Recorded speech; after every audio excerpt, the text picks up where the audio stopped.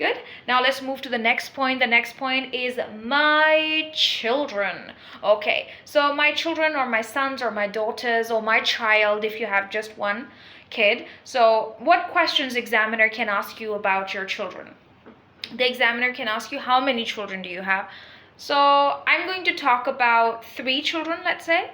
I have 3 children. So examiner will say, how old are your children? So you can tell my first child is 13, my second child is 12, and my youngest child, if you get confused with youngest or eldest or elder, it's way better that you stick to my first child, my second child, and my third child. So my third child is just 2 years old, right? The examiner can ask you, do your children go to school? You will say, yes, of course my children go to school.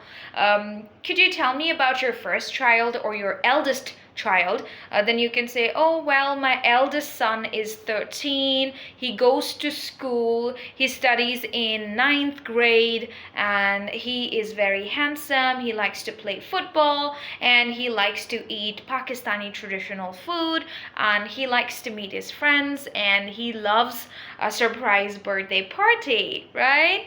And then examiner can ask you that, do you think that for your children, education is harder in primary school or in secondary school?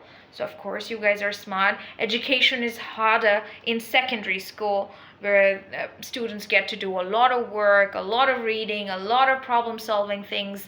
So of course, you guys know that. The examiner can ask you, how do your children go to school? So you have to tell, my children go to school by walk or by car or by bus, or I drop my children to school, right? The examiner can ask